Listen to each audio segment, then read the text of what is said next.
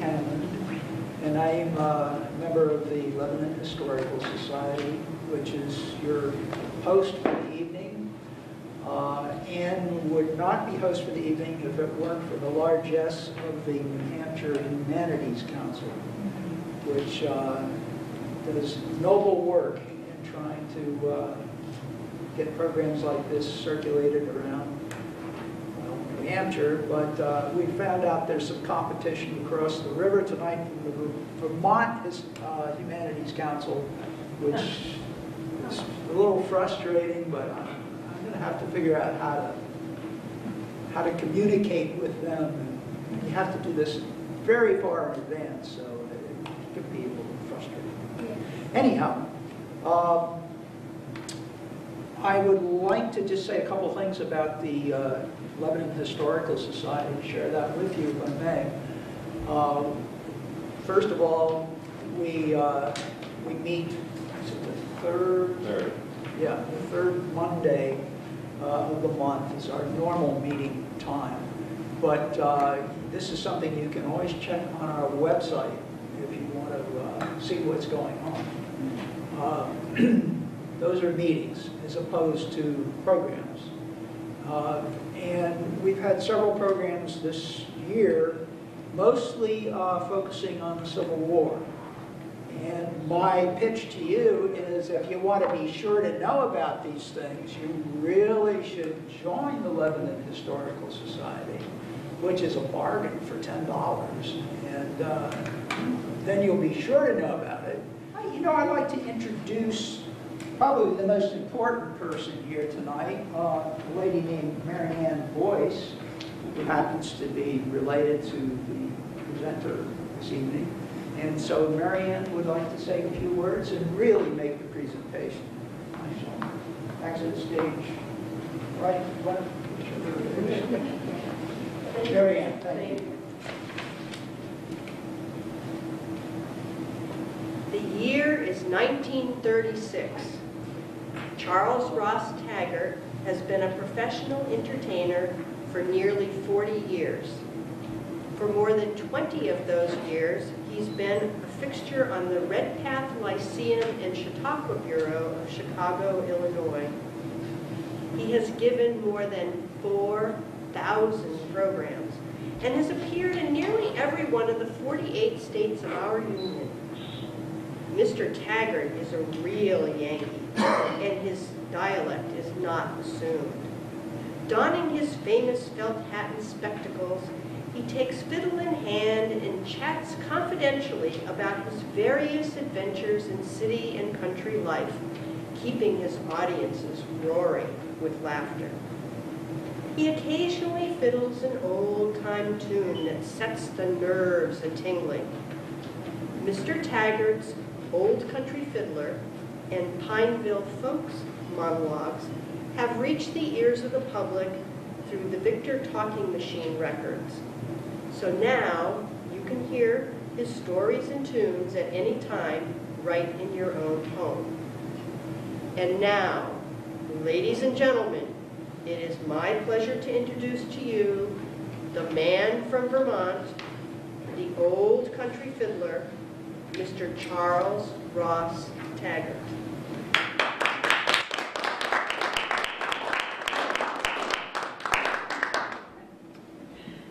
You know, there once was a dog named August, always jumping at the conclusion of things. Well, one day, August jumped at the conclusion of a mule. The next day was the 1st of September.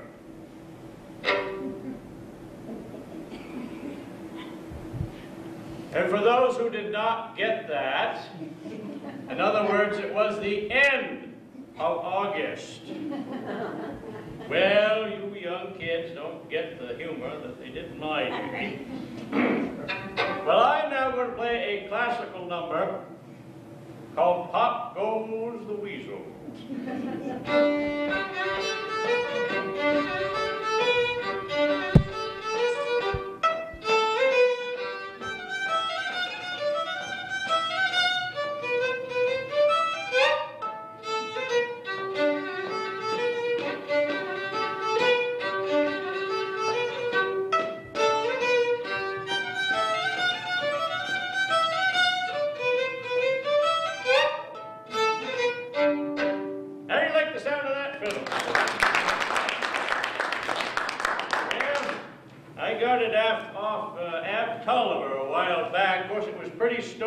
It didn't have any top or any pegs in it, but I asked how much he'd have to get for it. Well, he didn't know as he wanted to sell. He said it'd been in the family a long time, claimed it was a genuine Straddle-Overus. Said it come over on the Mayflower. Well, after a while, I traded a yearling heifer and about $4 to boot, and I got it home, carved the top out of hemlock, and put some clothespins in for pegs, and it sounds pretty first rate. I've got about $16 into it, and I wouldn't take 18 for it. But, you know, I got about the worst scrape I was ever in about the time of Jenny Sullivan's wedding with that talking machine of mine. You know, probably got one at home, a Victrola. Well, you know, I don't know. Dick Maston and Jenny had been going together for nigh on to 4 years, and they decided it was about time to get hitched up. Well, Dick, he wanted a swell wedding at the meeting house, but Jenny said no. She was going to be married to home. Well, I don't blame her a mite, except there was only one objection to being married to home. That they had no piano nor organ in the house, and Jenny, she wanted a wedding march played. She wanted to march around a while before she was married, I suppose. So anyhow, she come over and asked me if I'd bring the fiddle over and play the wedding march for her. Well, land sakes, I'd do anything for Jenny. Knowed her ever since she was a baby. So I brought the fiddle over, and there was Jenny and Dick and the minister, but that was all. I says, ain't nobody else coming to the wedding? And they said, oh no, this weren't the wedding, this was just a rehearsal to try things out and see how things were going to operate the next day. See, they'd invited a whole house full of folks, and they was trying to find room enough to march. Well, they decided they was going to start in the spare bedroom and walk around through the kitchen and the buttery and wind up in the parlor and be married under the looking glass. So they stuck me up in the sink in the buttery so I'd be out of the way, and they got ready to rehearse. They called for the march. So I played the march. Marching through Georgia. So they come running in and they said that weren't the tune. No, they said there was a special piece just for weddings. Well, I thought I was up the stump there for a minute. Then I remembered my talking machine to home, and I says, say, I'll bring my Victrola over and we'll let that do the playing. So I asked the minister if he thought they had a record of that there wedding march, and he said he thought probably they did. So I telephoned down the junction, and the hardware man said he had one, and he'd send it right up. But it didn't get there in time for no rehearsal, but it come just in time for the wedding. And like a fool, I'd left my glasses to home, but I got the needle put in, and I got the wrappers off and everything, and this postmaster's boy come lugging this bundle under his arm, and of course I didn't have my glasses, so I couldn't see, but I put it on, and well, pretty soon Elder Belker come in and said they was about ready to start, so I started it up. But of all the tunes for a wedding march, I never heard the beat. Started out with a rattling good jig, and pretty soon a chorus bust loose with, did you ever walk into an Irishman's shanty where people potatoes and cabbage have plenty of reason to get through the tables and matches the door to the shanty from under the latch? Well, there were some surprised folks there now, you bet, but they got started, so they went ahead anyway. Well, Dick, he ain't jitting around so fast through the kitchen and the buttery. They knocked the tea kettle off the stove, and they got in the parlor for the minister found his place in the book, and well, after it was all over, Elder Belker come in, and he told me he thought that tune was a little mite rapid for a wedding march. I said I thought it was myself. Well, just at that moment, that postmaster's boy come a-lugging another bundle. You see, they set up 2 records, one for Ab Tolliver and one for me. And that boy got 'em mixed up. Well, I give that boy a piece of my mind now, I tell you. Now, that right wedding march was supposed to go like this.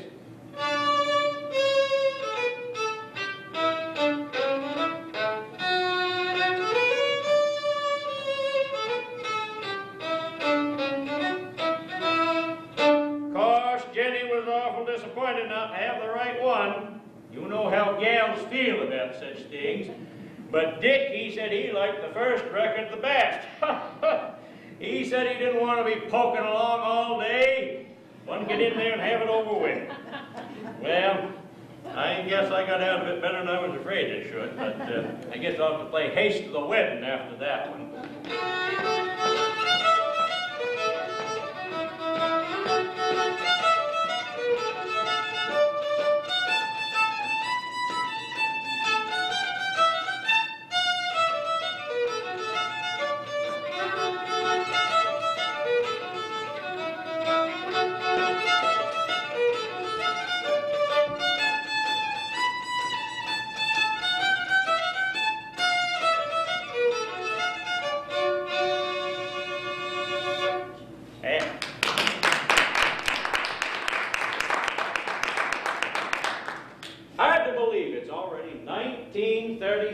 And all you folks come out during these hard economic times just for a little entertainment. If you didn't, I would be out of a job. I always wanted to make people laugh, and that wish has been satisfied. I certainly always wanted to travel too, and I got plenty of that. Aberdeen, South Dakota. I was there once for an extended visit. Snowbound for 3 days. Scranton, Pennsylvania. Of all the places in the world I would not want to live, that is it. Number one. Oh, sure, they have hills, but not of native soil. Coal dust. And everywhere you look, the ground is shaking and quaking and swallowing whole anything that happens to be on top of it. No, but you know, the most spectacular ride I was ever on was out in the state of Utah, going between Cedar City and St. George, a distance of about 80 miles, accompanied by a Mormon priest. Now, I have to say, the Mormon people never laughed very much at my programs, but they were a very quiet and respectful audience, much like the Scandinavian audiences I entertained in Wisconsin and Minnesota. But it certainly is a long road that I have traveled since I first started out in life. I was born in Washington, D.C. on March 19, 1871. My mother, Emily Duvall, was born and raised in the East Topsom, Vermont area and had been trained as a missionary, and she was in Washington working with the newly freed slaves at the Freedmen's Mission down there, right around the end of the Civil War. My father, John Nelson Taggart, was from Pennsylvania and had served in the Union Army during the war, and at the time that he and my mother were married in 1866, he was working for the postal system down there. I never knew my father, as he died 5 months before I was born. Likewise, I had an older brother and sister, both of whom born and died very early in their existence, so it was just my mother and myself for a while. Around the time that I was 2, my mother relocated us up to her father's farm in the hills of East Topsom, Vermont, and that was where I had my earliest recollections and fondest memories. Of course, I attended the local one-room school, but my mother was very insistent on my learning other things besides the basics of reading, writing, and arithmetic, and tried to expose me to as much art and culture as was available in our remote locale, which wasn't a great deal. But she concentrated specifically on fine literature and music. I can still remember the first musical company that my mother ever took me to, the Baker family in the neighboring town of Groton. I was about 7 or 8 years of age, and to this day I can still remember Mr. Baker, the patriarch of the group, playing the violin and plucking the strings on the tune Grandfather's Clock. Well, I came home from that event so inspired that at 7 or 8 I constructed my own violin out of wood and wire, and even borrowed some hair from our mare's tail for a bow. Now, it was not a musical instrument per se, but it prompted my mother to explore my rudimentary interest in music. And so, starting around that time, she engaged the services of a traveling music teacher named John Earl, a Swiss gentleman, who came to our home and gave me lessons on my mother's melodeon and later on the piano. After Mr. Earl had taught me about all he was able to, my mother then sent me to the capital city for further study. I used to drive a horse 7 miles from Topsom to Groton, leaving the old horse at a friend's barn and then taking the train up to Montpelier for my twice-a-week piano lessons, which I did for quite a long period of time, either with a horse getting to the train or sometimes a bicycle. I played the fife in the town drum corps, and eventually I led both the inhabitants of the East Topsom and East Corinth area in a cornet band, which played for various engagements, including the local county fair. Mother finally sent me down to the Mount Hermon School for Boys in Northfield, Massachusetts. That was in 1889. I was 18 at the time. I can still remember that thinking prior to my departure to go to Mount Hermon that East Topsom was one of the worst places in my mind for a young boy to live, until I got to Mount Hermon. Now that's not taking anything away from that fine institution, but this was the first time that I had ever been away from home any great deal of time, and so I was severely homesick. And to complicate the matters, I was somewhat in frailer health in my younger years, and for also financial considerations, I was not able to complete more than 1 school year at Mount Hermon. I came back home to Vermont and lived in the Bradford area for a short time, where I was a clerk in the general store and also worked at the express office until 1891, when my grandfather Duval died and I came home to East Topsom to help run the farm. He had sold the big farm on the hill of 150 acres and had bought a 30-acre farm right in East Topsom Village, which had all of 4 cows. Well, somehow or other, I managed to continue my education. A little while later, I attended 2 prestigious universities in Boston, namely the Emerson School of Oratory and the New England Conservatory of Music, for about a semester each. So I seem to have the distinction of never graduating from any institution I ever attended. But apparently I was able to get enough to get along with. Now by this time I could play several instruments fairly well, including the piano and the violin. I had mastered the art of voice culture and how to recite pieces, and had learned with some difficulty the knack of ventriloquism. Although I never used a dummy for my performances, I would simply project my voice to make it sound as if it was coming from the open lid of a piano or an open instrument case. But while all of these talents were personally amusing, they were not of any real economic benefit at that time. So besides farming a little, during the school year I taught district school a little. In the evenings I led the singing school a little.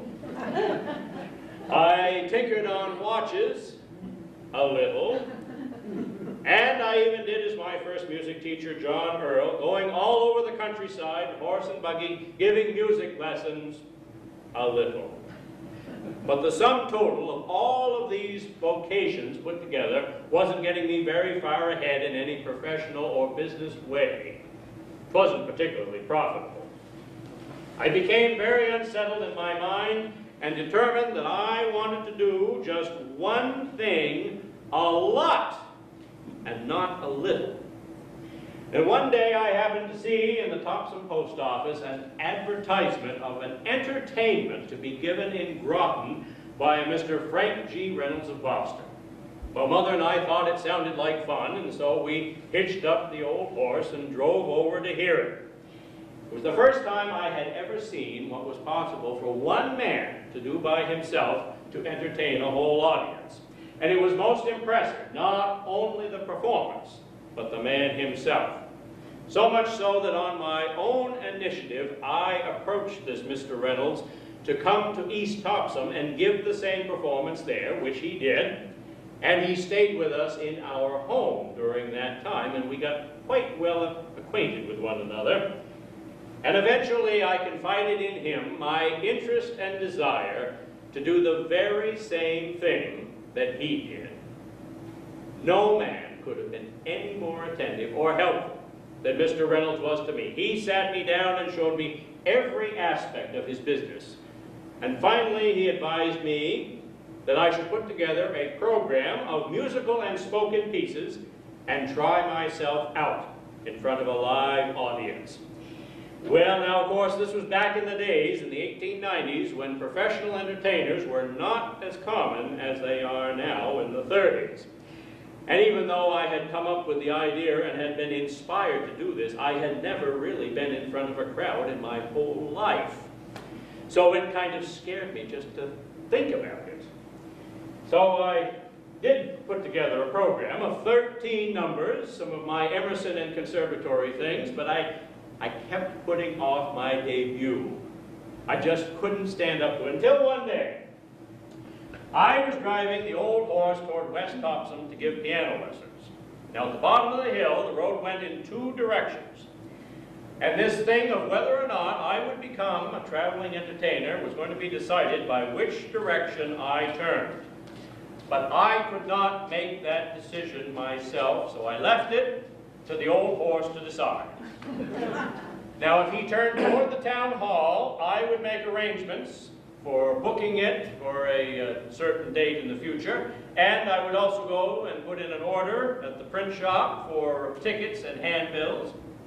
If, however, he went in the other direction towards my awaiting music pupils, I would forget the whole thing, and the die would be cast. Well, when we came to the bottom of that hill, that horse did turn toward the town hall. With my pulling just a little light on this line. And a short time later, on October 8, 1895, I would give the first of what would become many performances of my life's work. Now, the evening of the performance, I got there early and set up all the chairs in the town hall and lit the kerosene lamps, set up a change table in the back, and then waited to see if anybody would come. And eventually, one or two did. And another one or two, and then just like this evening, a whole crowd had assembled in the town hall, mostly out of curiosity, I expect. I charged 15 cents admission for adults. Children were a dime. And when the hall was quite well filled, I ascended to the platform and gave my performance. Now, let me think now. This is about 41 years ago, and I believe I started with a cornet solo, but I did not bring a cornet all the way down to West Lebanon. But this is the instrument that most people want to hear anyway. Of course, my programs have evolved over time, but some of the same things that I did back then, I still do, such as what I call violin mimicry, bird calls, for instance.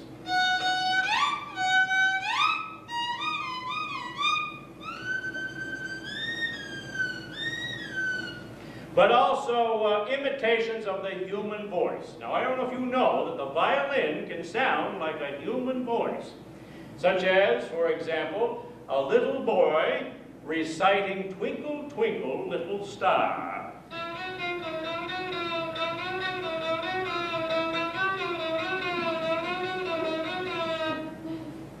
Or a little girl reciting "Mary Had a Little Lamb."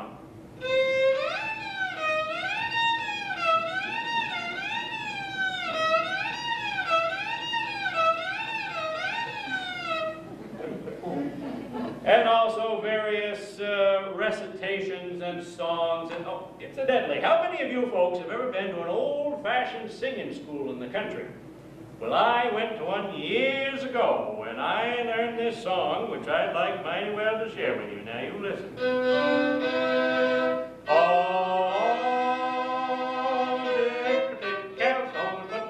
And now, originally the women would sing the air and the men would sing the bass, but I'm going to sing the air because singing the bass by itself doesn't sound very good, and there aren't any women here to sing.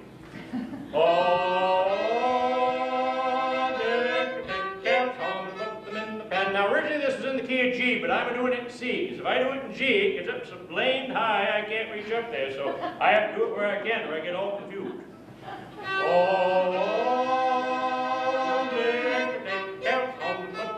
Now, originally there were 4 verses in the chorus, but I only ever learned the first verse of the chorus, so that's all I'm going to do.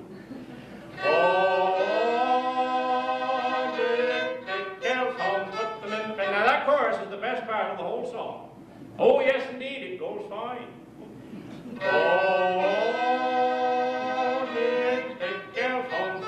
Now, what I'm doing right now with the chorus, you understand. Oh, no, I ain't got to that part yet. I'll get to it in a minute. I'll let you know.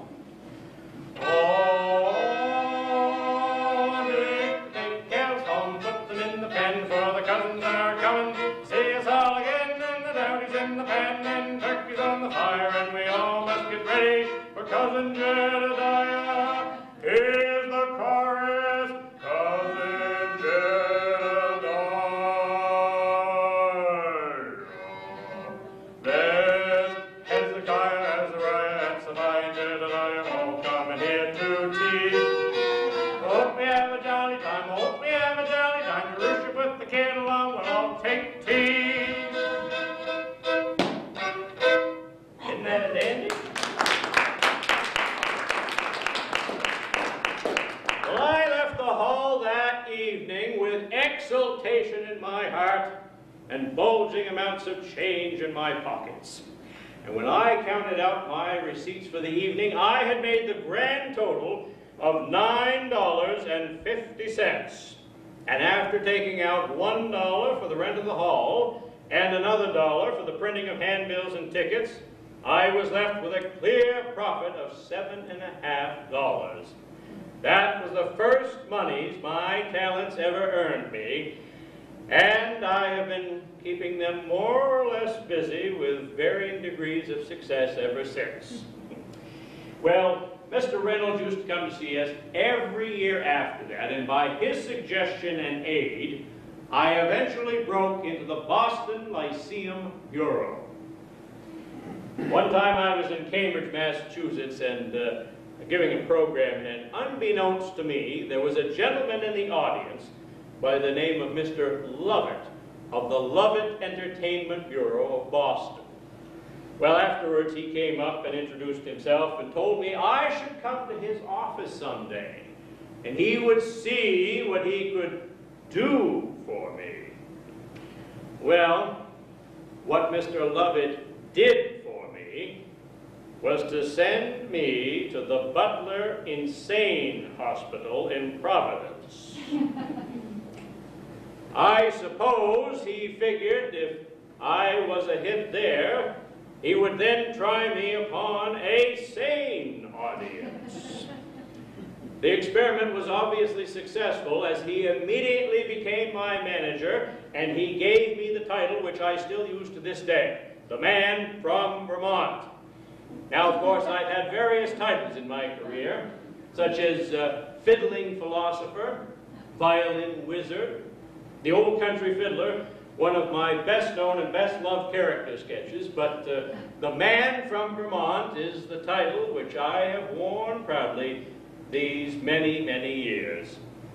Eventually, Mr. Lovett sold me out to Alonzo Foster of the Star Bureau of New York City, where I was for about 10 years, working primarily in the wintertime, so a good share of the winter, 3 to 4 months, I would live down in New York and go from place to place wherever the Bureau sent me. It was certainly lucrative work, but not always the most fulfilling, as if it is too boastful of me to say that there are people who don't get the New England humor and the dry sense.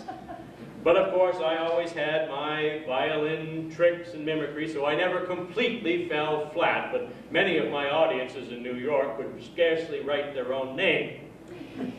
But it was excellent drill in repetition as well as adaptation of programs. What to do and how to do it was always a concern. Now, generally, I insisted on an in-tune piano being made available, which wasn't always the case, along with proper lighting so people could gaze upon my beautiful countenance and my various facial expressions.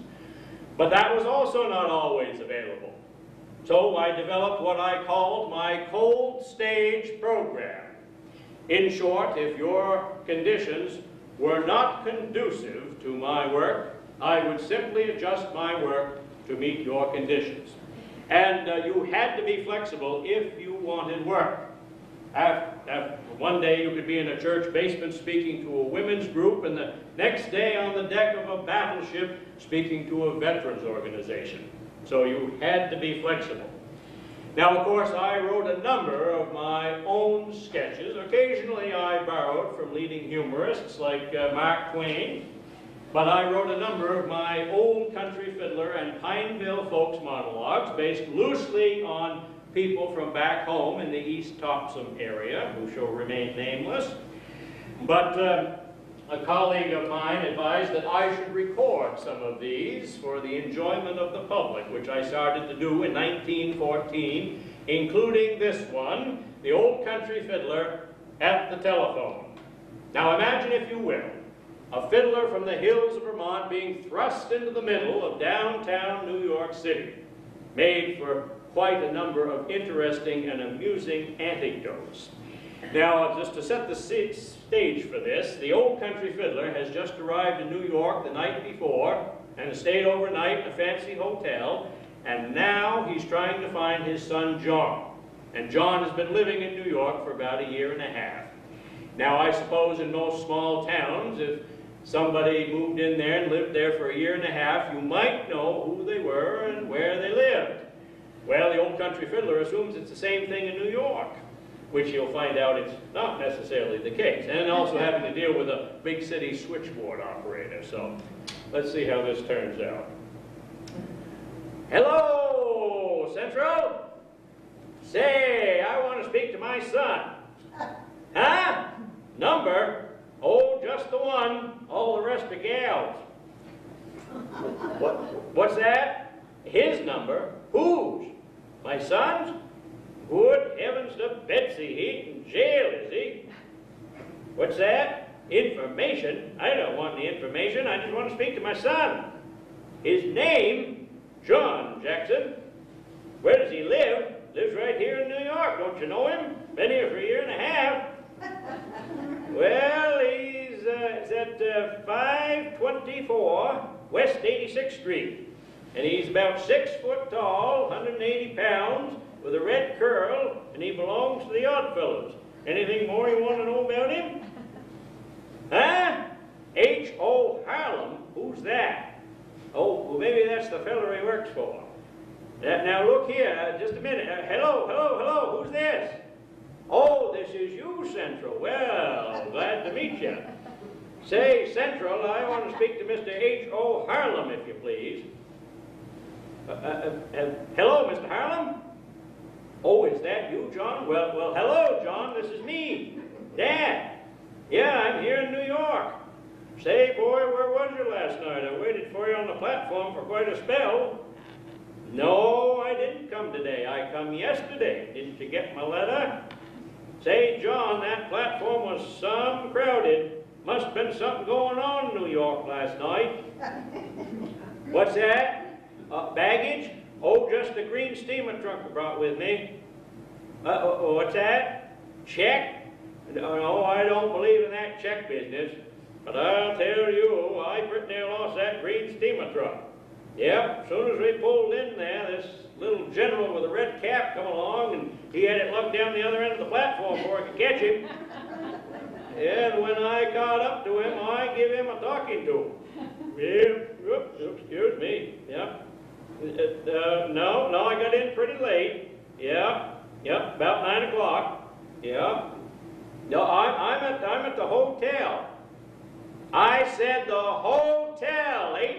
H-O-T-E-L-L. Which one? What are there, two in New York? Well, it's right across the street from the depot. The name of it, well, I don't know what the name of it is. Well, just a minute. Hold the line. Say, Captain, what's the name of this hotel? The Belmont. John, it's the Belmont. Yeah, pretty fancy place. Looks like they put me up in the spare room. Yeah. Say, John, I brought you a present. I'll bet you $1 you can't guess what 'tis. Huh? No, no. I brought you a full-blooded Rock Island red rooster. Yep, I got him right here with me. Now, they weren't going to let me bring him in the hotel at first, but I got him up in my room. Oh, you should see him, John. He's the prettiest thing, and what a set of lungs on him. He started crowing at 4:30 this morning, woke everybody in the hotel up. People in the next room, though, were using some rather loud profanity at the time. I guess it's true, this is a wicked city. Say, John, when you come, you want to bring some dried corn along with you? For the rooster? Yeah? Yeah, I ran out of all I had in my pocket, and they don't seem to have any here at the hotel. Not a very good place, I guess. How's Molly and the baby? Well, you tell her that Ma sent along a mince pie I got in the bottom of my trunk, and it all smashed to pieces. What's that? No, Ma couldn't come along. No, not this time of year with making apple sass and boiled cider and piccalilli and soap and mince pies. Nope, she couldn't get away. Oh, you're going to come and get me in your Ford.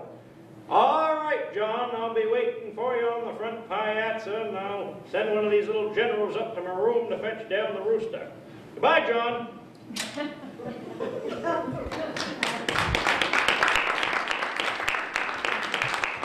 1896, I married Edna Little, who was originally from Bremen, Maine.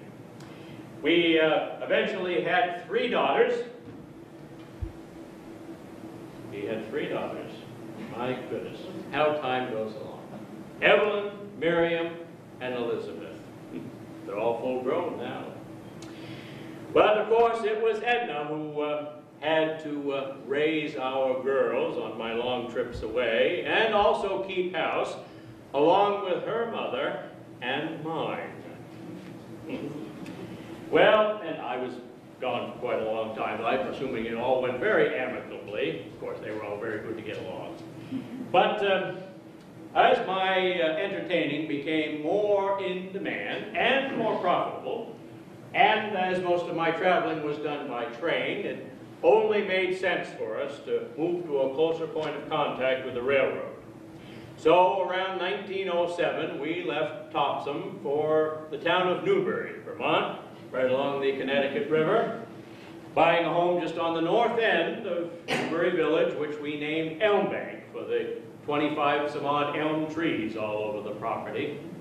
We were never sorry that we chose Newbury as a home. We used to think that the view from Mount Pulaski of the village and the Connecticut River were probably one of the most beautiful in the state. From our house, we could look across and see all the mountain ranges in New Hampshire, including Old Mount Moosilauke and Black Mountain, which we made a point of trying to climb at least once a year, or twice if we had the time. It was always a favorite family outing, especially going up to Moosilauke via the Glencliff Trail. But of course, doing the Lyceum work was very lonely work, for I was always alone. I can remember, though, going on my first big Western tour, starting in January of 1905, starting in Rolling Prairie, Indiana. Sounded a long ways from Vermont. For 10 weeks, I went through about 6 or 7 Midwestern states. And in that whole time, I never saw a face of anyone I had ever seen before. Lonesome. I declared that when that tour was done, I was going to quit this business and go into something that would keep me closer to home. Even did some daydreaming about running a chicken farm. But I guess I got used to it, if there is any such thing. Now, you folks who stay at home all the time, I really envy you, who stay in the same place, sleep in the same bed every night, and get 3 square meals a day, and basically stay in the same community all the time. But I guess we have to go wherever Providence places us. You in your little corner, and I in mine. Now, of course, the Chautauquas were a little different. It was still long, about 15 weeks, usually in the summer, and they were called tent Chautauquas or circuit Chautauqua, but there were a whole bunch of us traveling together eventually when they got it worked out. We would be 10 or 12 of us spending at least a week in a town, and so there was some camaraderie. And I got to make a good number of friends on the Chautauqua circuit, and many people that you may have even heard of, such as William Jennings Bryan, the orator and statesman. I did several preludes for him, and we had many good, serious conversations together. He was by far the most sought-after speaker on the circuit Chautauqua. Spent a whole day once with John Mitchell, the labor leader. Dr. Frederick Cook of Arctic fame once carried a grip for me in a pinch. And one time I was in a small Midwestern town with a certain newspaper editor who was a very big booster of the Chautauquas. And he introduced me from the platform and afterwards even drove me to my hotel in his automobile. The town was Marion, Ohio, and the editor was Warren G. Harding. That was before he got into politics, and then well, kind of all went from there. But anyway, I have made the acquaintance of quite a few people. Now, of course, these tent Chautauquas, they would set up a big tent in the center of the community or wherever it was convenient and have a bunch of chairs and a platform, so we were called platformists. And some of the platformists didn't like having all the children bunch up in the front row. They usually wanted them to sit in the audience with their parents who would make them behave. But I never had very much trouble with that, although after my performances, they would usually come running up onto the platform and jump onto the piano stool and look inside to see if they could find the little boy in the piano, my ventriloquial assistant. Now, there were 3 doctors, I think it was down in Kentucky one time, who vowed that they were going to do a post-mortem of the piano to determine that there was no boy actually in the piano. But anyhow, I branched out to over 400 bureaus in the course of my career. But the most that I have done has been through the Red Path Bureau out of Chicago, Illinois. But I've had to kangaroo around a while, as I call it, as sometimes the Red Path didn't have enough work for me, so I would go to the Swarthmore in Swarthmore, Pennsylvania, or possibly the Lincoln Chautauqua Bureau, also out of Chicago, various places. And I could also book independently things in New England if it didn't interfere with my travel schedule. But all of this branching out business and then recording all of my records led to, of all things, my appearing in the movies, and a talking movie nonetheless. Now, one of my former classmates at Mount Hermon is a name you should be familiar with if you have a radio at home, and that was Dr. Lee DeForest, who invented the Audion tube, which made radio a reality. Well, Lee also developed these early talking movies, which he called phono films, and I went to his laboratory in New York and helped him put out one of these phono films, doing a solo movie, my own, about 4 minutes long, The Old Country Fiddler at the Singing School. And it was premiered and with 18 other phono films at the Rialto Theater in New York City in 1924. Now that was 3 years before Al Jolson appeared in The Jazz Singer, but he is called the first talking movie star. That's just how it goes, I guess. But you know, not all of the things that I did were strictly humorous. I wrote a lot of poetry on my times on the train, going from place to place. And I wrote this particular piece, accompanied with a little music, as a patriotic number called The Old Soldier's Vision. And it harkens back to the times when every small town in New England had its own local militia. And this is the story of a former militiaman, now in an advanced age, who hears a tune being played by a band in a parade, and how it transports him back to his youth and the days of the muster on the parade grounds in June. I was settin' one day by my window a-watchin' a big parade with banners and flags a-flying and people of every grade, when I heard a band a-comin', a-playin' a tune I knowed. So I took my cane and started to meet 'em on the road. Children were out by the hundreds, holding their ma's by the hand, and everybody was harking to hear that wonderful band. It come on nearer and nearer, the drum kept sounding the beat, and the band kept on a-marching and pounding the ground with its feet.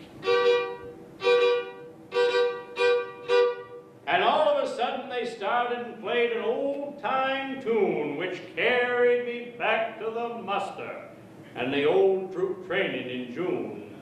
'Twas on the road to Boston, and it thrilled me through and through, and I kept the step right with 'em, the same as I used to do.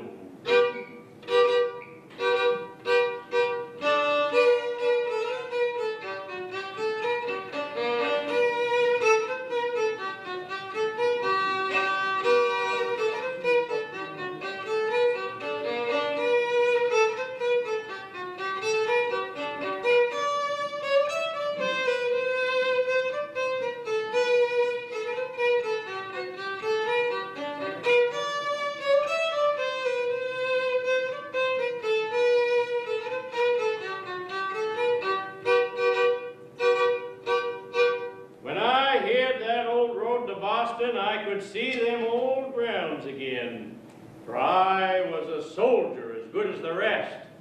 I didn't hobble then. I could see my comrades there with me.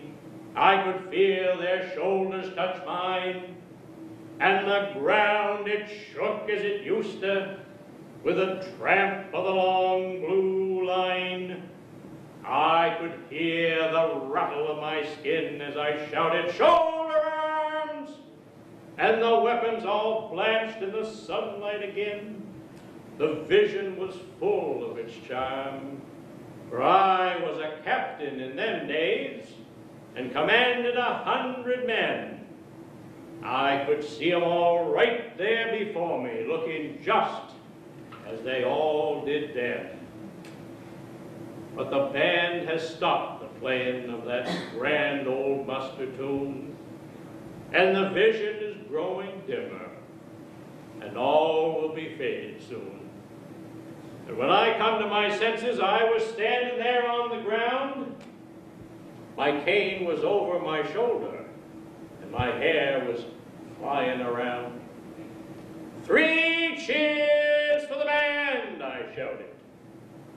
Then the crowd took it up with a will. "You can't beat the old road to Boston," I said. Methinks I can hear it still. The procession kept on a-moving. The drum kept sounding the beat, and the band kept on a-marching and pounding the ground with its feet. And I hobbled back to my window again and sank down into my chair to dream once more of the days of yore, which the old tune brought back to me there.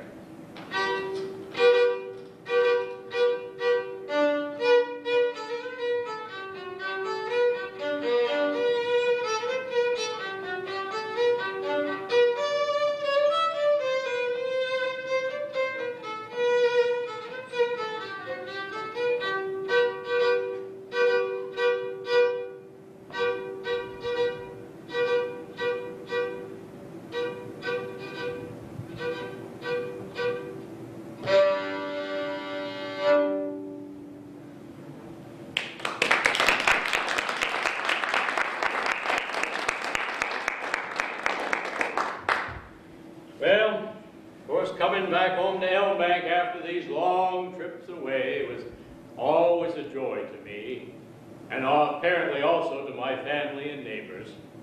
It gave me a chance to dabble in home interests, such as amateur photography. I took a good share of my own publicity shots, but my specialties were landscapes. But I also enjoyed doing projects in my shop, rifle hunting, and of course, mountain climbing. We were a mountain climbing family. Of course, we used to have an old rock-ribbed Yankee neighbor who could never understand why we would ever climb a mountain, let alone go back and do it again. He'd say, "What do you get for climbing that mountain?" I said very simply, "The view." I especially like to go up with people who've never been up before and see their reaction for the first time. Of course, I always tried to see the sights wherever my travels took me and my schedule permitted. I got as close to the Grand Canyon as Williams, Arizona, but I never actually saw the Grand Canyon. Another time I was in Elmira, New York, and I had a free afternoon, so I started climbing this hill, which led to the Quarry Farm, where Mark Twain had done a good deal of his writing. And I met his sister-in-law, Mrs. Susan Crane, a nice white-haired lady who took me out back and showed me the cottage that she had actually built for Mark, and the actual place where he wrote many of his timeless classics that you've no doubt heard of: Adventures of Tom Sawyer, Huckleberry Finn, Connecticut Yankee and King Arthur's Court, among others. She even gave me a picture postcard of Mark hanging out of one of the windows of that cottage with pen or pencil in hand. Later that afternoon, I went to visit his resting place there in Elmira. About as close as I ever came to him, except for the day of his funeral.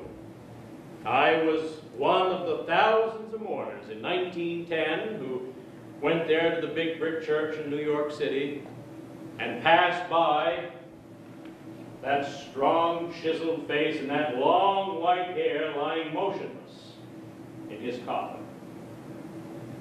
Now, people have told me that I should write a book about all of my recollections and experiences. They say it would fill a very large book. Well, if you ask me, any book has to have some reason for being before it can lay claim to any great amount of circulation. And if you're even thinking of suggesting I should self-publish these recollections, as you call them, that can be a very disappointing and unprofitable venture. Case in point, there was a neighbor of ours who wrote a novel about the valley where we lived and used characters from real life and really believed in it so strongly that he financed it entirely himself. Well, he brought me down to his cellar one day, and there were hundreds of copies of that book piled up like so much cordwood. No pleasure in that, or profit either. No, I prefer to get into print by quotation, as I have done in the Atlantic Monthly and other American magazines.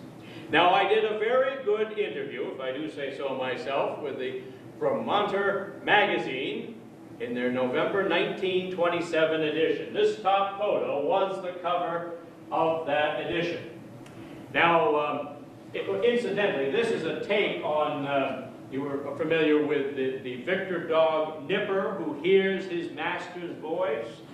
Well, this was a take on that. The old country fiddler hears his own voice because it was advertising my records that I put out with the Victor folks. But of course, November of 1927, which wasn't very many years ago, you know that we had a pretty bad flood over on the Vermont side. Just about wiped the state out. So most of the magazine dealt with the flood and flood-related photos. So even though that picture was on the front cover, directly underneath in an unrelated headline, it stated, "Going through hell and high water." But in a roundabout way, I guess it was an apt description of my life as well. I have certainly been through high water, literally and figuratively. But, of course, I don't really do the long-distance tours anymore. Chautauquas and lyceums have become things of the past. I'm affiliated with one bureau nowadays, the Alcahest Celebrity Bureau out of Atlanta, Georgia. So I do get as far south as Florida sometimes in the winter, working my way up the coast. I tend to drive mostly these days in my Model A Ford, which I've nicknamed Danny. And I do maybe 50 or 60 engagements now a year, which I used to do that many in a much shorter period of time with the Red Path. But it's the only life that I have ever known, so I guess I'll keep doing this as long as I'm able to. I do most of my presentations now in New England, and maybe again once in a while down as far as Florida, but some years I stay pretty much in Vermont, New Hampshire, Massachusetts, New York. My life has been a pleasant one. My purpose is neither to teach nor preach, to advise nor lecture.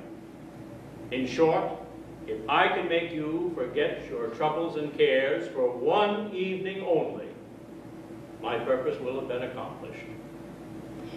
But you know, no matter how many places I go with my fiddle and stories, scattering sunshine into hospitals and shut-ins, as well as schools and various other institutions, there really is no place like home.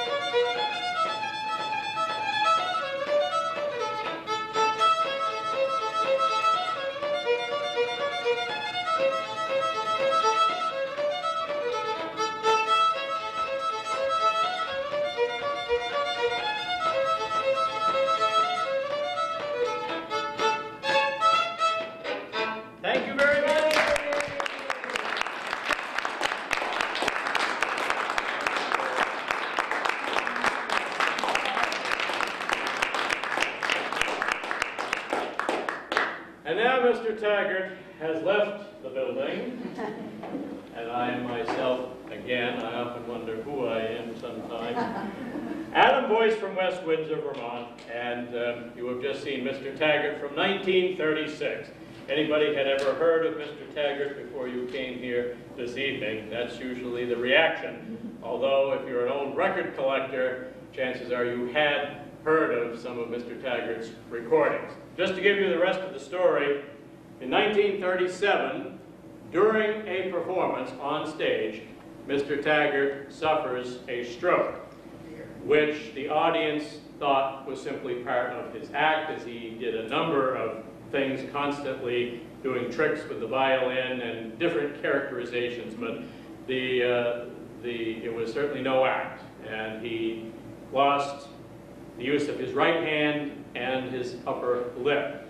And so he reworked his program, and he continued with doing one-handed piano pieces. He could still tell stories, and when he played the fiddle, the bow had to be strapped onto his right hand with a rubber band.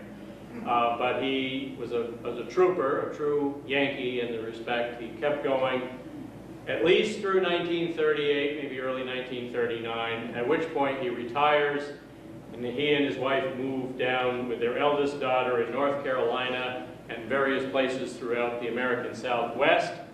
His son-in-law was a fisheries biologist who stocked trout ponds all over the country, so the family moved fairly often.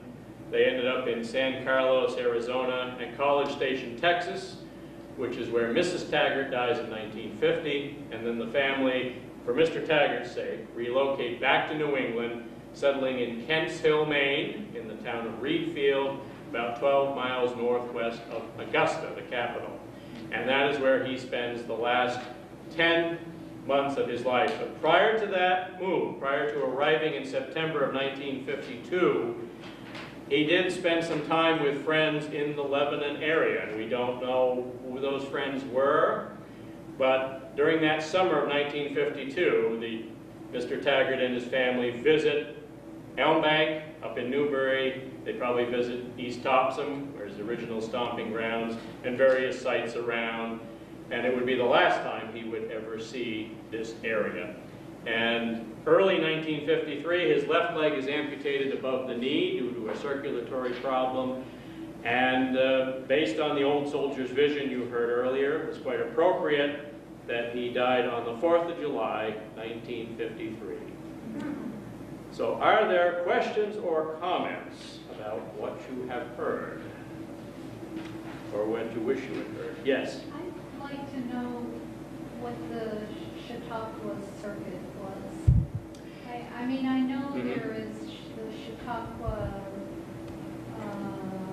sort of camp out in western New York State, but I didn't realize it went across the country.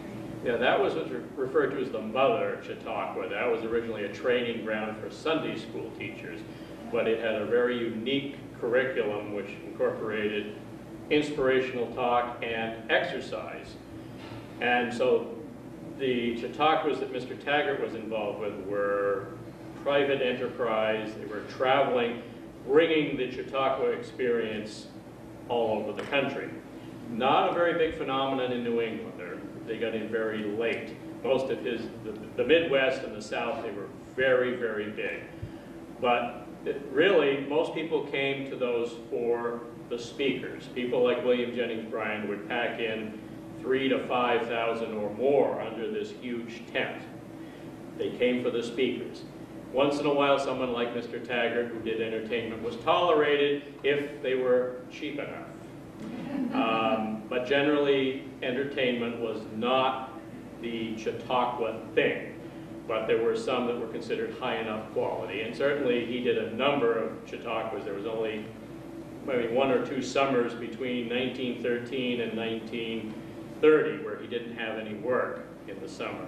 So he managed to find places, but most of the roster that you would see, especially in the 19-teens and 20s, were, prohibition advocates, so a lot of ministers, a lot of fire and brimstone speakers.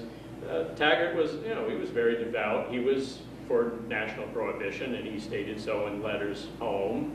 But mostly, again, it was education and, it was a community building exercise, basically, was what the Chautauquas were. Traveling culture, it's been called a number of things, and there have been people who've written books on the subject. Other questions or comments? Yes? Can you hear any of Taggart's actual, Victor records or anything? Oh, yes. Yes. If you do a search online, you can find specifically the University of Iowa at Iowa City Digital Collection has probably 9 or 10. If you push them, I think they've got 4 or 5 more that aren't as good a quality. But YouTube has at least a couple of his pieces on there. And there's also the phono film from 1924, which is the only video or film image of him known to exist. That is actually, it's on my I have a link to it on my Facebook page. Check it out.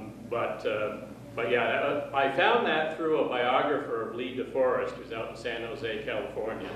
And he said, oh, I have all of these phono film, and I'd never seen that phono film. And that's where the sketch at the singing school came from. That was from that. So yeah, that was quite interesting. So yes, you can find him. And my assistant, who is supposed to be back at the table, or she can be directly. Speaking of books, I have just barely had a book come out, which has been 4 years in the making, which I will just hold up for your edification. The Man from Vermont, which is more or less the biography, I'm told by his grandson, whom I corresponded with, who's out in Las Vegas, and I think is now 76, that I'm the leading authority on his grandfather in the United States, or in the world, or wherever. But this has been the culmination of about 4 years of research, taking us all the way out to Iowa City. We got a lot of correspondence between Taggart and the Red Path Bureau, which was miraculously saved, which was slated to be destroyed. Over 600 documents, which is the largest collection of anything relating to Taggart in the country that I'm aware of. So if you are interested, these books are available. I only have a few hundred. And they are available at local bookstores, and there may be some book signing events we hope coming up in this area in the near future, so stay tuned. But thank you all again very much for letting me present Mr. Taggart to you this evening. Question, and Yes. that is how it was you became aware of this gentleman and what piqued your interest. Ironically, I think I found him through an internet search looking for fiddling. And then I had a copy of the 1927 interview in the Vermonter magazine. And I did, I've done presentations through the humanities for several years, and I thought I could do this as a lecturer at first, and then I thought, well, I play the fiddle, maybe I can pull this off. And so probably it was about 4 years ago I started in earnest to find out more about him, and more and more pieces of information started coming into place. And he's just grown into this presence. So again, hopefully through the book, and as long as the humanities keep me doing this, we'll keep perpetuating him. And so he won't be quite so uncommon. In his day, he was certainly very well known in the Lyceum and Chautauqua circuits, but almost unknown today. So we're trying to change that. Thank you. All right. Well, thank you again, and you all have your homework assignments, which I saw some of you filling out before. They're very important to give feedback to the humanities, because they are the ones who made this program possible. Thank you.